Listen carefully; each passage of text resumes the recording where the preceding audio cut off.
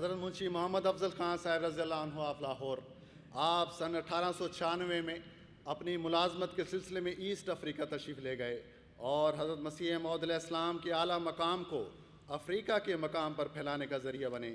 قادیان سے ہزاروں میل دور بر اعظم افریقہ میں بیٹھے آپ حضرت مسیح موعود علیہ السلام کی ذات مبارک اور حضور کی مجلسوں کو بہت یاد کرتے اور فاصلوں کی اس دوری کی وجہ سے بہت بے چین ہو جاتے۔ شاید امام وقت کی اسی محبت نے آپ کے اندر قادیان سے ایک اخبار نکالنے کی خواہش کو جنم دیا کہ قادیان سے باہر رہنے والوں کے لیے بھی اس جری اللہ کی خبر کا کوئی ذریعہ ہونا چاہیے۔ دیدار گر نہیں تو گفتار ہی صحیح، حسن و جمال یار کے آثار ہی صحیح۔ آپ نے اخبار بدر نکالا اور 1905 میں وفات پا گئے۔ آپ کی وفات پر حضرت مولوی عبد الکریم صاحب سیالکوٹی رضی اللہ تعالیٰ عنہ نے لکھا، مرحوم کے دل میں مدت سے ایک خیال تھا کہ قادیان میں ایک اخبار نکالا جائے۔ البدر نکلا، اس کی راہ میں انہیں مصیبتیں اور رکاوٹیں پیش آئیں۔ شاید کم ہی لوگ واقف ہوں گے کہ مرحوم اور اس کے عیال نے بسا اوقات دن کو آدھا پیٹ کھانا کھایا اور رات کو بھوکے سو گئے۔ نہ صرف بچے پھٹے پرانے کپڑوں میں ادھر ادھر پھرتے نظر آتے، بلکہ خوبصورت نوجوان باپ بھی اسی رحم انگیز حیت میں باہر نکلتا اور کاروبار کرتا ہے۔ کون سی بات تھی جس نے ایسی زاہدانہ زندگی کے اختیار کرنے پر مجبور کیا؟ اس کا جواب صاف ہے، حضرت مسیح موعود علیہ السلام کی شناخت اور آپ کی معیت کی لذت۔ اخبار بدر نکالنے سے آپ نے نہ صرف اپنی نیک خواہش پوری کی بلکہ ہزاروں عشاق کی تڑپ کا مرہم بنا دیا۔ حضرت چودھری مولا بخش بھٹی صاحب آف چونڈا ضلع سیالکوٹ رضی اللہ تعالیٰ عنہ بیان کرتے ہیں، آپ نے ایک دفعہ ایڈیٹر بدر کو لکھا کہ میں 12 اخباروں کا خریدار ہوں، لیکن جس دن بدر کے آنے کا دن ہوتا ہے اس دن اور ہی خوشی اور چین ہوتا ہے۔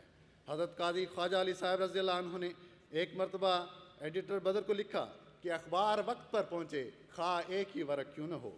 سامعین، آج ہم ایم ٹی اے کی سہولت 24 گھنٹے میسر ہونے کے باوجود پھر بھی اس کی قدر نہیں کرتے۔ ان عاشقان مسیح موعود کو دیکھیں کہ اس وقت کے ہفتہ وار اخبار کا کس بے چینی سے انتظار کرتے ہیں۔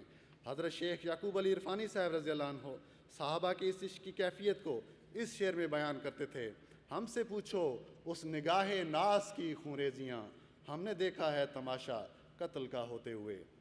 حضرت پیر سراج الحق نعمانی صاحب رضی اللہ تعالیٰ عنہ، آپ بھارتی صوبہ اتر پردیش کے ضلع سہارنپور میں ایک بہت بڑی گدی کے پیر تھے اور ہزاروں کی تعداد میں آپ کے مرید تھے جو آپ کو نہایت عزت و تکریم کے ساتھ دیکھتے تھے۔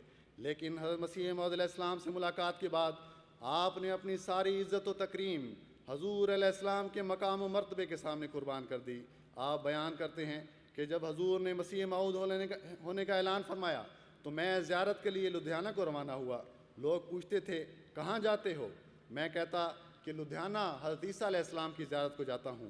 جو میرے منہ سے یہ بات سنتا تو حیرت سے میرا منہ تکنے لگتا اور کہتا کہ لدھیانہ اور عیسیٰ علیہ السلام، کیونکہ لوگوں کی نظروں میں تو دمشق یا مکہ معظمہ بسا ہوا تھا اور اس کے سوا مرزا غلام احمد علیہ السلام کا نام سن کر متعجب ہوتے تھے۔ وہ ادھار پر مرے ہوئے اور ہم نقد پر فدا، وہ مردہ پرستی میں غرق اور ہم زندہ کے خواستگار، وہ سنی سنائی باتوں کے دل دادا اور ہم حقیقت اور آنکھوں دیکھی کے آشنا۔ آپ کے ساتھ آپ کے کئی مریدوں نے بھی بیعت کر لی۔